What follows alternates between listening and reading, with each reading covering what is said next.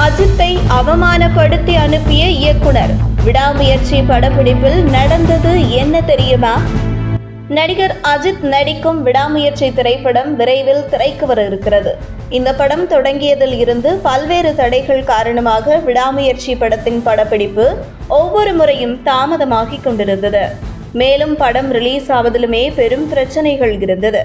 அந்த வகையில் பல தடைகளை தாண்டி எடுக்கப்பட்ட விடாமுயற்சி திரைப்படம் விரைவில் திரைக்கு வர இருக்கிறது. இந்த படம் எடுத்து முடிக்கப்பட்டு திரைக்கு வர இருக்கும் இந்த சூழலில் விடாமுயற்சி படத்தின் படப்பிடிப்பில் நடந்த பல சம்பவங்கள் ஒவ்வொன்றாக வெளிவந்து கொண்டே இருக்கிறது. விடாமுயற்சி படத்தின் படப்பிடிப்பில் அஜித் கார் ஓட்டுவது போன்ற ஒரு காட்சி, அந்த காரில் நடிகர் ஆரோவுடன் இருக்கிறார். அப்படி ஒரு காட்சியை படமாக்கி கொண்டிருந்த பொழுது அஜித் ஓட்டி சென்ற கார் உண்மையிலேயே விபத்துக்குள்ளாகிறது. அதில் அஜித்துக்கும் அவருடன் இருந்த ஆரவுக்கும் காயம் ஏற்படுகிறது. அந்த கார் விபத்து நடந்தவுடனே அஜித் தனக்கு என்ன ஆனது என்று பொருட்படுத்தாமல், ஆரவ், ஆர் யூ ஓகே, உங்களுக்கு ஏதும் பிரச்சனை இல்லையே, நீங்கள் நல்லா தானே இருக்கீங்க என்று மிகவும் அக்கறையுடன் கேட்டிருக்கிறார் அஜித். மேலும் ஆரவிடம், நீங்க கண்டிப்பா உங்களுடைய உடம்பை ஒரு எக்ஸ்ரே எடுத்து பரிசோதனை செய்து கொள்ளுங்கள் என்று அஜித் ஆரவிடம் தெரிவிக்கிறார். அதற்கு ஆரவும் ஓகே சார் என்று சென்று விடுகிறார்.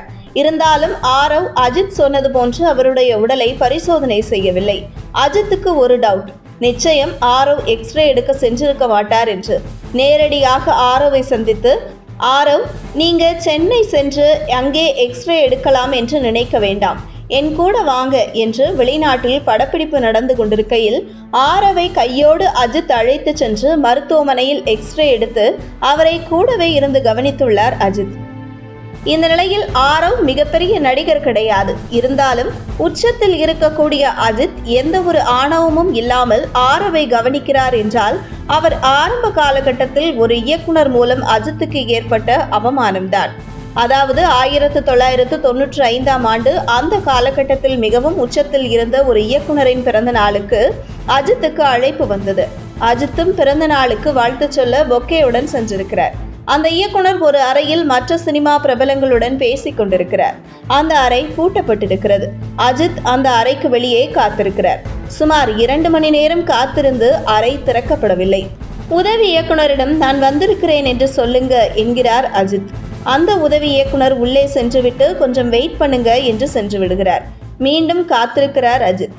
மீண்டும் சில மணி நேரங்களில் உதவி இயக்குனரிடம் ரொம்ப நேரமா காத்திருக்கிறேன், என்ன என்று கேட்டு சொல்லுங்க என்று சொன்னதும் அந்த உதவி இயக்குனர் உள்ளே சென்றுவிட்டு திரும்பி, இன்று இயக்குனர் ரொம்ப பிஸியாக இருக்கிறார், உங்களை பார்க்க முடியாது, வேறு ஒரு நாளில் பார்க்கலாம் என்று சொல்லிவிட்டார்.